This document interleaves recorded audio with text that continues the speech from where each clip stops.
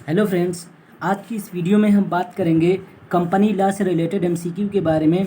अगर आप हमारे चैनल पर पहली बार आए हैं तो चैनल को सब्सक्राइब जरूर करें और साथ में बेल ऑन कर लें ताकि आने वाली वीडियोज़ की जानकारी आपको नोटिफिकेशन के माध्यम से मिलती रहे।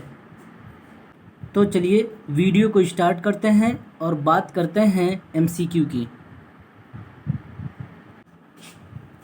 क्वेश्चन नंबर पहला क्या कहता है कि कंपनी समापक को ऐसी उचित पुस्तकें रखनी पड़ती हैं जो विहित की गई हैं। कंपनी समापक की पुस्तकें किस धारा में वर्णित है? तो यहाँ पर आपका ए ऑप्शन बिल्कुल सही होगा, धारा 293। क्वेश्चन नंबर दूसरा क्या कहता है कि कंपनी समापन के लेखों की संपरीक्षा ऑडिट किस धारा में वर्णित है? तो धारा 294, अर्थात यहाँ पर आपका सी ऑप्शन बिल्कुल सही होगा। क्वेश्चन नंबर तीसरे की बात करेंगे। क्वेश्चन नंबर तीसरा क्या कहता है कि अभिकरण की अभिदाइयों से शेयरों का बकाया मूल्य मांगने की शक्ति किस धारा में वर्णित है? तो यहाँ पर आपका धारा 296, मतलब बी ऑप्शन आपका यहाँ पर बिल्कुल सही होगा। क्वेश्चन नंबर 4 की बात करेंगे आगे। क्वेश्चन नंबर 4 क्या कहता है कि किस धारा के अंतर्गत परिसमापन के आदेश के पश्चात भी अधिकरण परिसमापन की कार्यवाही को रोक सकता है? तो किस धारा के अंतर्गत? धारा 288 के अंतर्गत। क्वेश्चन नंबर 5 की बात करेंगे। क्वेश्चन नंबर 5 कहता है कि किस धारा में अधिकरण एक सलाहकार समिति गठित कर सकता है ताकि वह कंपनी निदेशक की सलाहकारी का काम कर सके और जिन विषयों पर अधिकरण उससे रिपोर्ट मांगे वह दे सके? तो क्वेश्चन नंबर 5 में धारा 287 सही होगा, अर्थात सी ऑप्शन यहाँ पर आपका सही होगा। क्वेश्चन नंबर 6 क्या कहता है कि परिसमापन को स्थगित करने की शक्ति किस धारा में वर्णित है? तो धारा 289 में, अर्थात डी ऑप्शन आपका यहाँ पर सही होगा। क्वेश्चन नंबर 7 क्या कहता है कि किस धारा में अंशदायियों की सूची बनाना वर्णित है?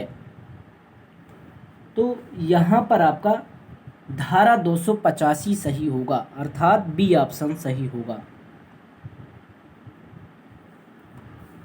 क्वेश्चन नंबर 8 क्या कहता है? मुजरे या कटौती का अधिकार किस धारा में वर्णित है या किस धारा से संबंधित है? तो यहाँ पर आपका धारा 295 सही होगा, अर्थात ए ऑप्शन। क्वेश्चन नंबर 9 क्या कहता है कि प्रमोटर निदेशकों की परीक्षा किस धारा से संबंधित है? तो यहाँ पर आपका बी ऑप्शन सही होगा, धारा 300। क्वेश्चन नंबर 10 कहता है कि किस धारा में सदस्यों तथा लेनदारों को समापक की सहायता के लिए उचित समितियां गठित करनी होती हैं? तो यहाँ पर आपका बी ऑप्शन बिल्कुल सही होगा, धारा 315। क्वेश्चन नंबर 11 कहता है किस धारा में परिसमापन की कार्यवाही की प्रगति के बारे में समापक को अपनी रिपोर्ट सदस्यों तथा लेनदारों को देनी होती है? तो धारा 316, ए ऑप्शन आपका यहाँ पर सही होगा। क्वेश्चन नंबर 12 क्या कहता है? व्यक्तियों की परीक्षा के लिए अधिकरण की रिपोर्ट किस धारा से संबंधित है? तो धारा 317, बी ऑप्शन आपका यहाँ पर सही होगा। क्वेश्चन नंबर 13 क्या कहता है? अंतिम अधिवेशन तथा विघटन किस धारा से संबंधित है? तो धारा 318। डी ऑप्शन आपका सही होगा। क्वेश्चन नंबर 14 क्या कहता है? किस धारा में कंपनी समापक की स्वैच्छिक परिसमापन में शक्तियां वर्णित है? यहाँ पर आपका सी ऑप्शन सही होगा, धारा 314। क्वेश्चन नंबर 15 क्या कहता है कि व्यवस्था कब बाध्यकारी है? यह किस धारा में वर्णित है? तो धारा 321 में। बी ऑप्शन आपका यहाँ पर सही होगा। क्वेश्चन नंबर 16 क्या कहता है कि स्वैच्छिक परिसमापन का व्यय किस धारा से संबंधित है? तो धारा 323। ए ऑप्शन आपका यहाँ पर बिल्कुल सही होगा।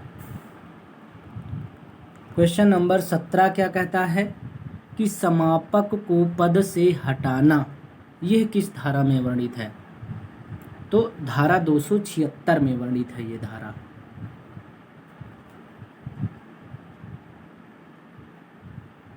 क्वेश्चन नंबर 18 की बात करेंगे। क्वेश्चन नंबर 18 कहता है अधिकरण की सहायता लेना किस धारा में वर्णित है या किस धारा से संबंधित है?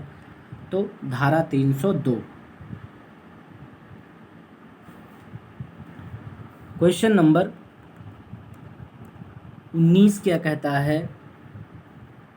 असीमित दायित्व वाले निदेशक या प्राधिकारी किस धारा में वर्णित हैं? तो धारा 286। क्वेश्चन नंबर 20 क्या कहता है कि ऋणों का भुगतान जो है वो किस धारा में वर्णित है?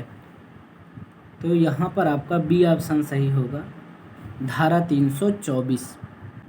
आज के लिए बस इतना ही। अब हम आपसे नेक्स्ट वीडियो में मिलेंगे। बहुत बहुत धन्यवाद।